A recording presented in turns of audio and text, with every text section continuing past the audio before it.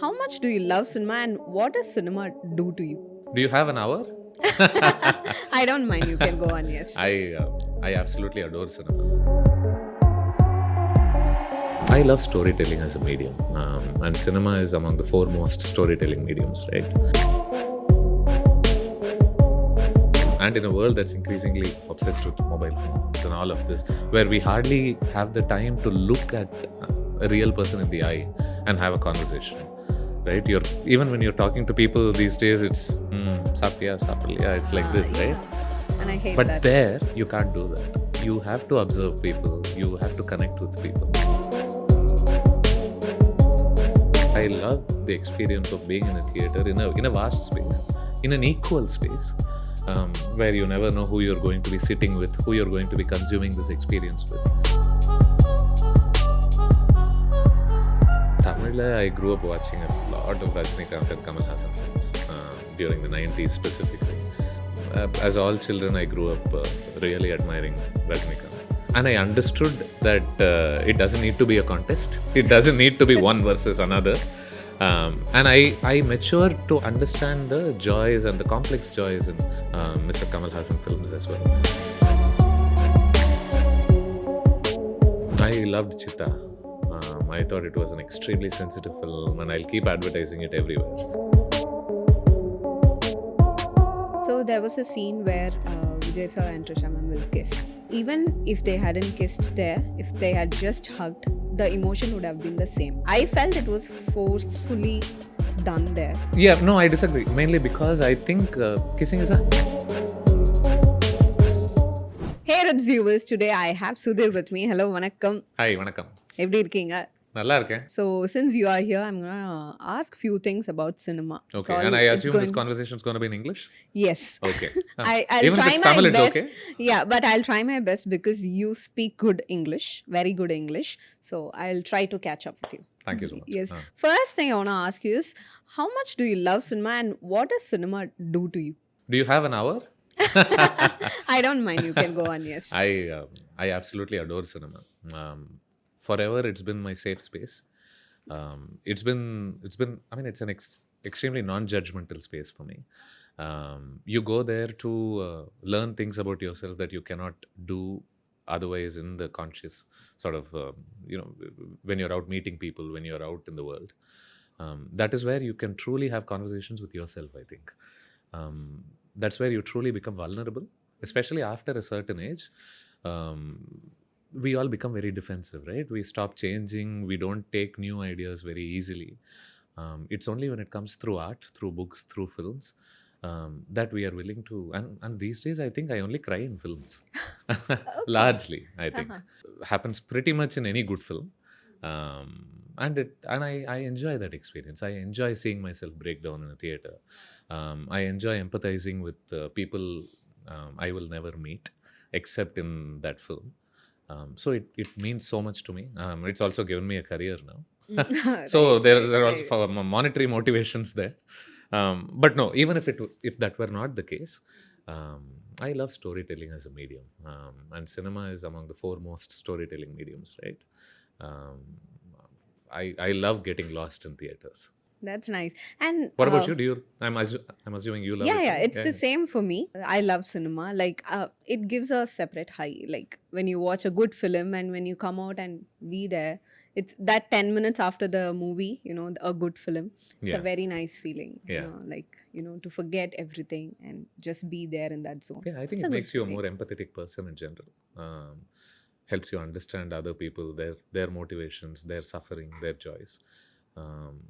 And in a world that's increasingly obsessed with mobile phones and all of this, where we hardly have the time to look at a real person in the eye and have a conversation, right?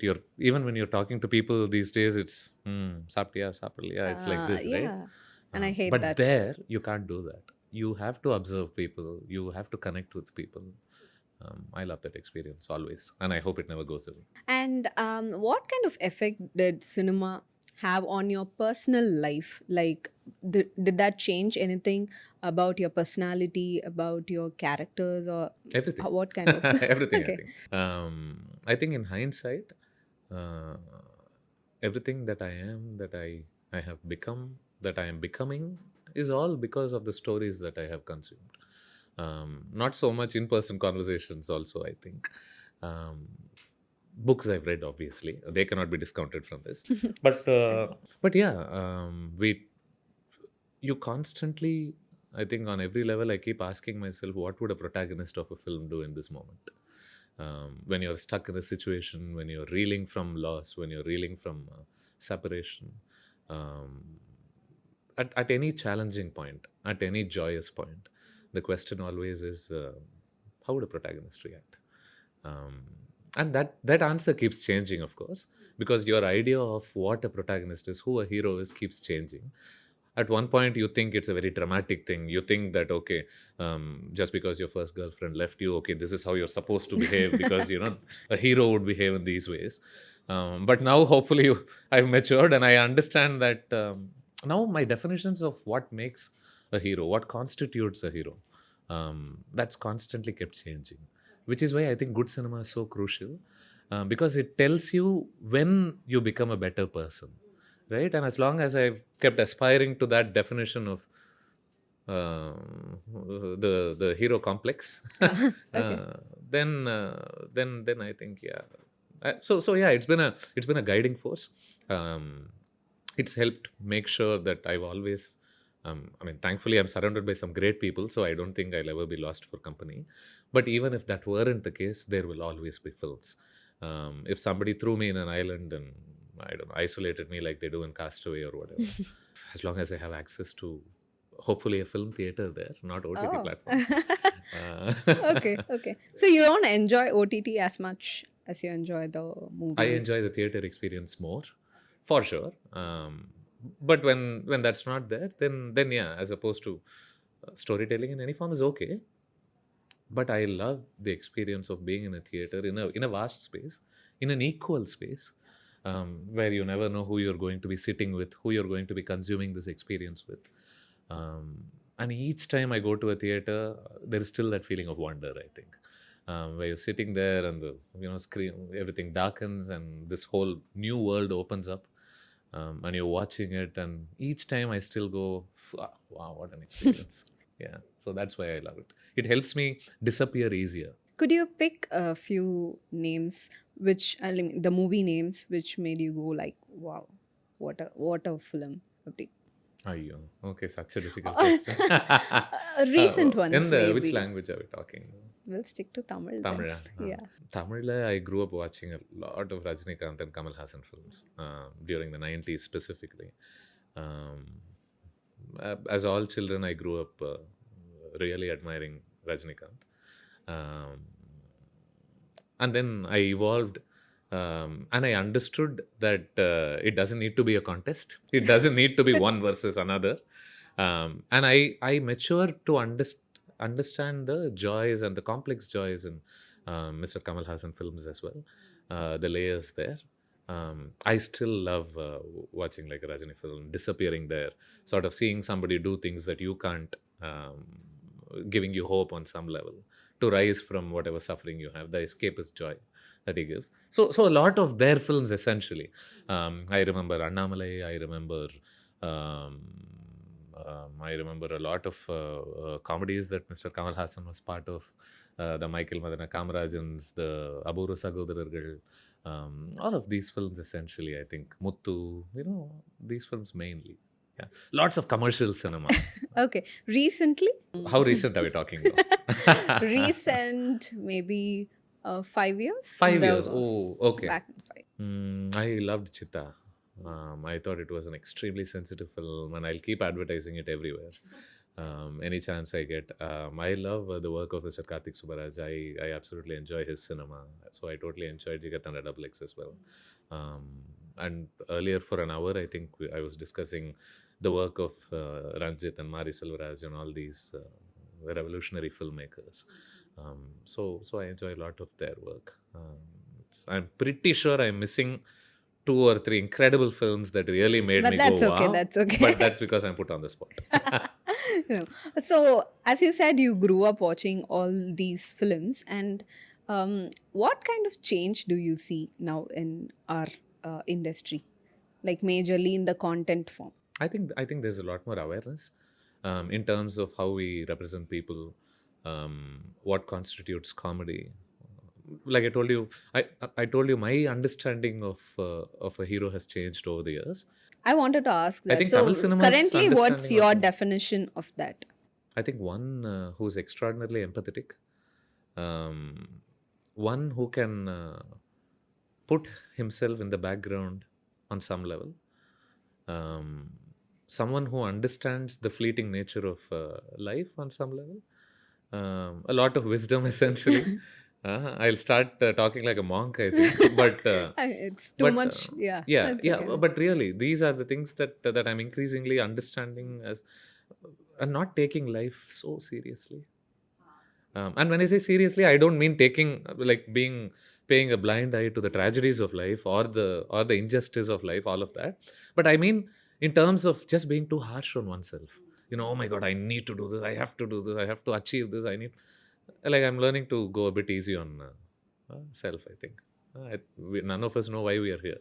May as well make the most of uh, life as we are uh, living it and be as kind as possible to everybody around us. I think.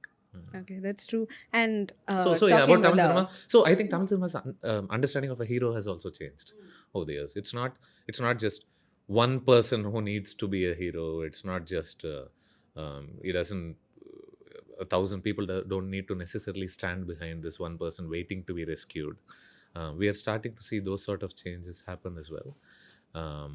We had a lot of the cinema I grew up with. I understand is quite problematic in hindsight, in terms of what they were selling in those films. I don't mean to communicate a lot of regret about enjoying those films, and some of those films are just absolutely okay, no problem. Um, but today more than ever, I think we are looking inwards a bit. We are looking around us a bit more. We are understanding what's how we've treated certain communities. We are understanding how to be sensitive to human life in general, um, to animal life as well in general. So we're just understanding these understanding things, I think. things. Yeah, So okay. so yeah. Mm. Yeah. And apart from this, is there something do you miss after watching a film, like compared to your like the films you grew up watching? Is there something you miss now? What do I miss? Films continue to be fun. I am able to continue to disappear in film theaters. I'm able to cry and laugh, and good films continue to make me do that. So yeah, I think that would be a very For this example, tendency to turn back and be nostalgic about something and feel like, oh, life was so much better then. Nah, I don't think that was true. yeah, but for example, if I take television, I miss the reality show culture. Like it was, I feel it was more fun during 2010 to 15, 16 types, probably till 17, 18. Now it has become a little different. It is entertaining, but I miss that soul. Probably, I don't know, something there. I miss something there. I don't get the motivation to go watch Okay, I'll tell you this. reality It's show. not the films themselves, Hmm. but what I miss is not knowing so much about a film before I see it. Because at the time, people weren't constantly looking to spoil everything about a film to you. And you could go in absolutely not being aware of what it was going to be about, which helped you truly immerse yourself in the experience as opposed to expecting certain things. I miss films not being marketed as much. I'm not a big fan of all the here's a single, here's The another one, here's promotions. another one. The charms of promotion are lost on me. Even now, if I'm really truly looking forward to watching a film, I try to consume as little as possible about the film. Like Furiosa, I didn't like. I caught it yesterday. I didn't even know Chris Hemsworth was part of the film. I liked that I could just go there and figure it out. So that I miss, and I miss the sort of non-judgmental. There are two sides to this coin, right? We were very naive then. There was no judgment about cinema whatsoever, but that came with both good and bad things. The bad things, of course, is we didn't even know to judge it in such a way to realize the horrible things that were peddled in cinema. But the good thing about being non-judgmental was was you could truly appreciate art. You could truly appreciate cinema. It became a topic of conversation for weeks on end.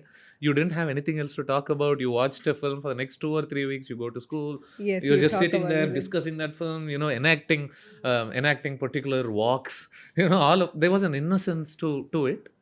But that has nothing to do with the films we make. I think it's just a cultural change that we've undergone.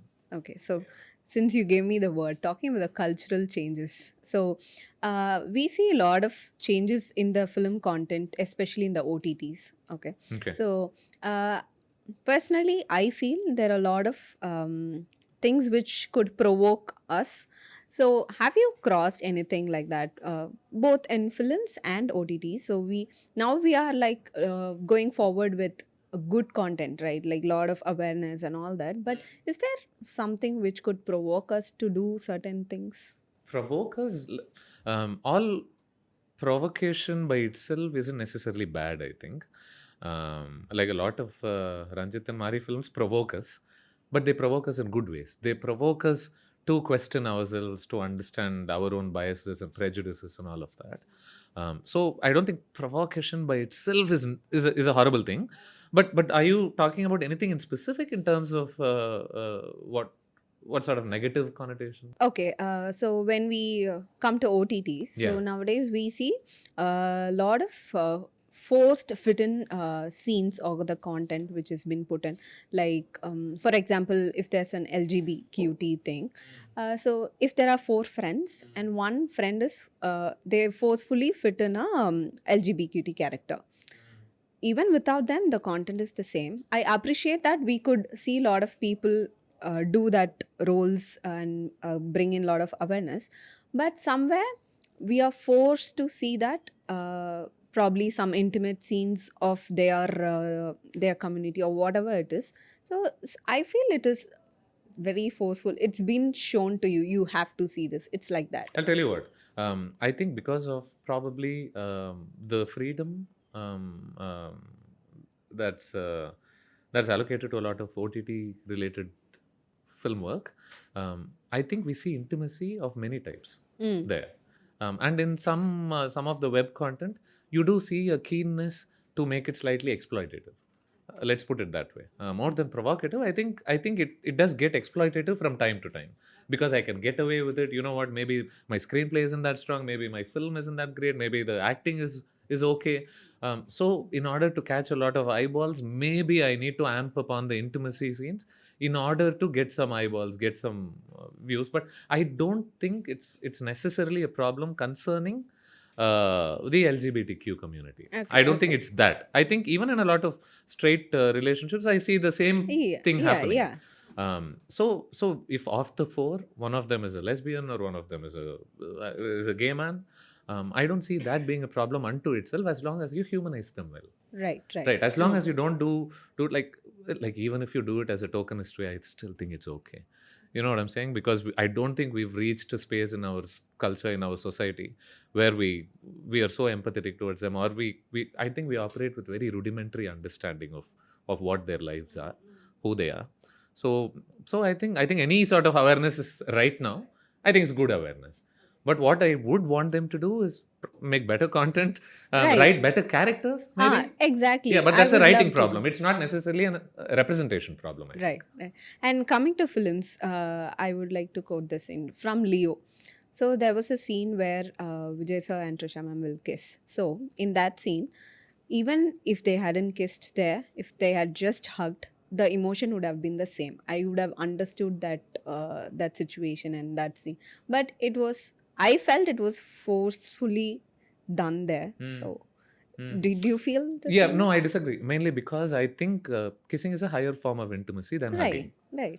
Right? It's a more intense form of intimacy, and there's a reason people kiss. if Right, kissing were right. the same as hugging, then nobody would kiss. Right? Right. It does mean something else. Now, I do want. I mean, I hope to see a lot more of it in our cinema. Truth be told, because it's not a big deal. It's a very normal thing. Like everybody goes through it, just like hugging, just like falling in love, just like separating from it, just like you know, it's a very normal part of life. we sexualize it needlessly. Now the problem is when we are we overly sexualizing a non-sexual gesture, right? Because kissing can be both sexual and it can be very platonic, or I don't what am I saying platonic? I mean very affectionate, right? It can be both. In the Leo scene, it wasn't sexual. Yeah, it wasn't that. In the Leo scene, it was an intimate moment between a couple who had already fought, who are going through a lot of problems, and finally, in a moment of vulnerability, there's a lot of crying around, and they're essentially reconciling their relationship. And I had absolutely no issues with that. I do think that we should stop making a big deal out of it. Truth be told, and I do hope to see many forms of it on our screen in order to tell people that hey, it's okay. We don't have to treat it like a taboo gesture. It's not something to flinch or something to close our eyes at or run away from. It's okay. And we are exposed to all sorts of cinema, global cinema. We don't have a problem when DiCaprio kisses Kate Winslet, right? That we don't have an issue in Titanic. But here somehow we feel like it's horrible because maybe we are not used to it. Maybe enough filmmakers haven't normalized Yeah, it. I wouldn't say it was horrible, but No, I'm not saying you did it, okay. but I'm saying, but I can see how a lot of people immediately Yeah, squirm from- and like, oh, what is this horrible thing? What is Yeah. this, upsetting thing? Mm. Why are you so uncomfortable about it? We Right. don't need to be. Okay. As long as their intention is to make us uncomfortable, which I don't think Lokesh's intention was. Talking about the future of our industry, so how do you see our content is growing? Is it like in a good form, or do you have any like some things could be done in a better way, or how do you see it? I hope to see a lot more exploration of. I hope to see a lot more good content in the OTT platforms. Essentially, if I had to summarize all my feelings about it, I think that's what it would be. I remember enjoying Sudhir. I thought Vadanti was interesting, but I think it's been a while since all of this happened, right? Yeah, it's been a long time. Off late, I am not sure of the top. I mean, I do want to consume a lot more content on OTT, but So which was the last one you watched? I think Vadanti. Yeah, it's been a while. In the Tamil space. In the dance. In the Tamil space. And if in case I'm missing out on some good series that came after that, then I beg their forgiveness. But if somebody recommends something very strongly, then I do end up watching it. I usually. think I heard good reviews about Inspector Rishi. It's on Prime. Oh, you did? Okay. I'll be sure to check it out then. Yeah. I please do haven't check received it the out. opportunity Even I to see haven't it yet. watched it yet, but people have Yeah. told me it's good. Yeah. It's a good watch. Yeah, So because by and large, what you can accomplish in the OTT platforms is very different from what you can accomplish in the theater scene, and we've seen that with a lot of Western stuff, right? With a Better Call Saul, so even like Baby Reindeer in Netflix, which came out recently. So it can allow you to study humanity in a deeper way. In a more personal way than the limitations, than the length of films can afford you. So I hope to see a lot more of that for sure in the Tamil space as well, because we definitely have the talent. we didn't crack it yet. Yeah, I liked a couple of stories in the Modern Love anthology, which came last year, was it? I think so. Yeah. I really liked Bharati Raja's work, Tyagarajan and Kumar Raja's work. So yeah. So that's a lot more of it would be nice. Nice. Thank you so much, Sudhir, for joining us. Thank you so much, Divya, for having me. Thank you.